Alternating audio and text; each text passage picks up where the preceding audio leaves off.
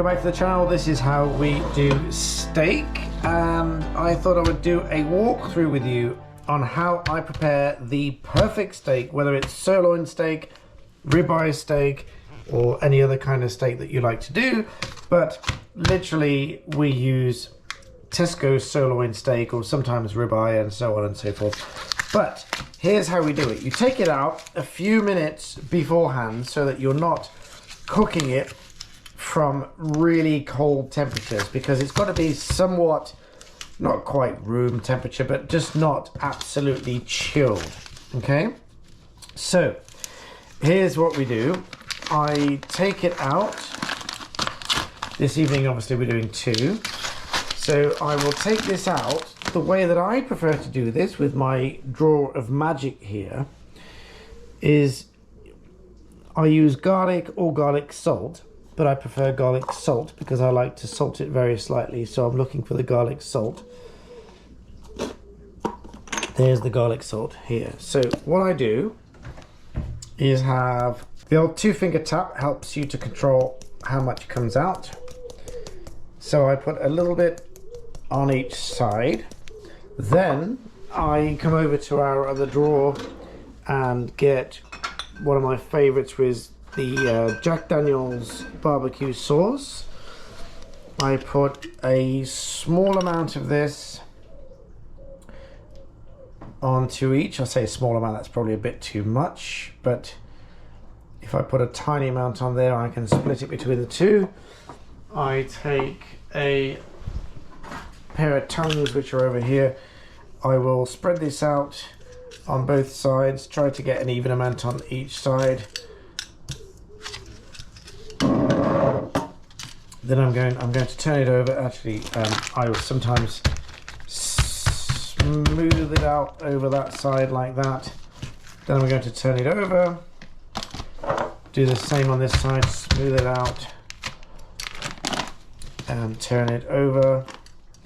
Same on the other side. A bit of garlic salt on both sides, and a bit of extra Jack Daniel's sauce, just so that it absorbs into the steak on both sides. Again, if you get a bit too much on one rather than the other, you can sort of smush them together, get an even amount on each piece of steak. And then the surfaces are quite good for sort of smashing and smothering smoothly both sides. And you leave them to get to around about room temperature. Not necessarily quite full room temperature, you understand, but just not totally chilled before you cook them. The reason for that is so it doesn't shock the meat and it gets tough. So we don't cook it from perfectly chilled. We take them out, we do this. It also gives it time to sort of marinate a little bit. 10-15 minutes or so is normally enough. We've also got some courgettes that we're going to barbecue as well.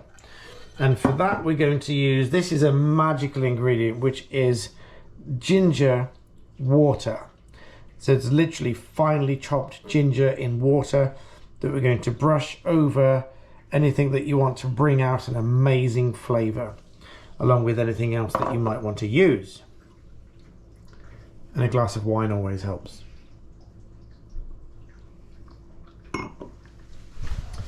Meanwhile, over here we've got a pre-cut with my folded steel mini cleaver here. Pre-cut chips from potatoes, nothing special, just red skin potatoes, finely cut.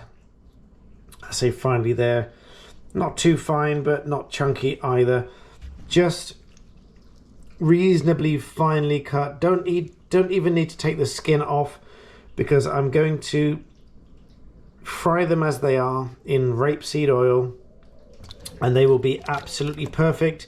You will see in 10 minutes flat how they are perfectly cooked and no trouble at all. What I'm doing here is soaking them in water to bring out all the starch. You can see the color of the water, or how cloudy it is. That is all the starch coming out of the potatoes. That will stop the potatoes from being soggy, you know, obviously starchy, and just generally not crispy. They won't be crispy if they've got all this starch in the potato. So if I take that water out, you don't normally need to take it out, but I'm taking it out to make a point. Make sure the water's cold first of all. When the water's cold, we'll put that in here. And you'll see the water will become clear, whereas it was cloudy beforehand. So if you do this a couple of times, you'll see that when the water remains clear, there's not excess starch coming out of the potato. So then you'll have the perfect potatoes for chips. So we are doing steak, chips, and we might do some egg to go with this, fried egg.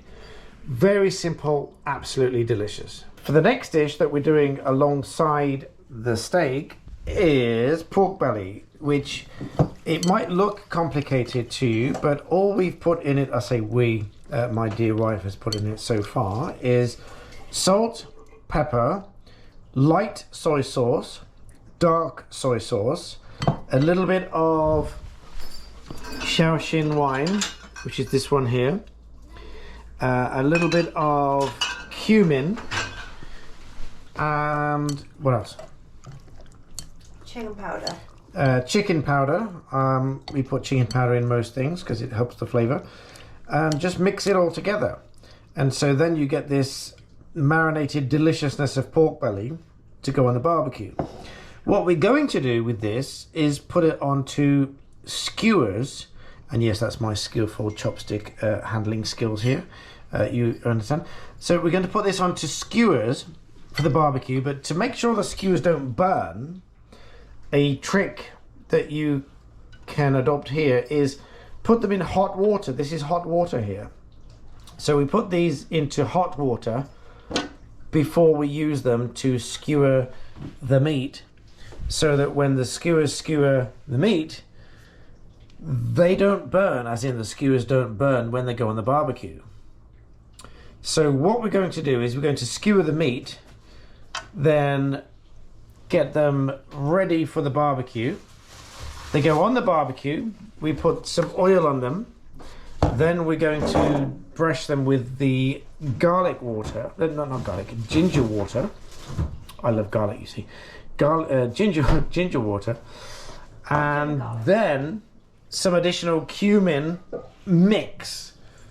And the cumin mix is a mix of cumin and chili and salt and pepper and all those kind of great things. So we'll brush those all up. So you'll see what we're doing with those in just a moment. So now we're going to put the meat on a stick, as you can see here. So you can use a glove. So for hygiene reasons, for all those who want to make sure you're hygienic, make sure this is all marinated properly and soak up all the juice properly.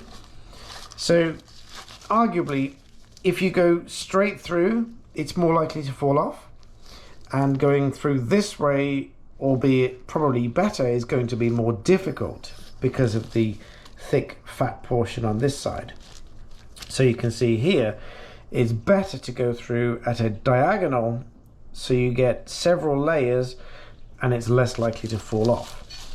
It is rather difficult, but if you focus on one little bit at a time, like focusing on one bit of the meat at a time as you go through,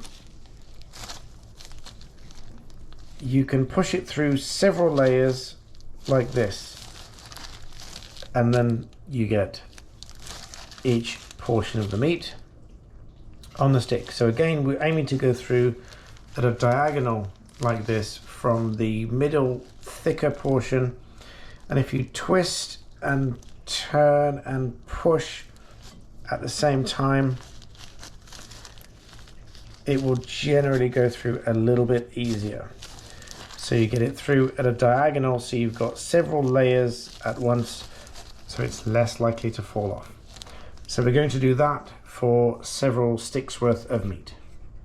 So now we have pork belly on the skewers ready to barbecue. So for the courgettes, quite simply, we are going to season them with salt and pepper in reverse order. And when we put them on the barbecue, we are going to oil them and ginger water them and put some of the cumin mix. The cumin mix again is going to be cumin, salt, pepper and chicken powder, chili flakes and whatever else you want in it.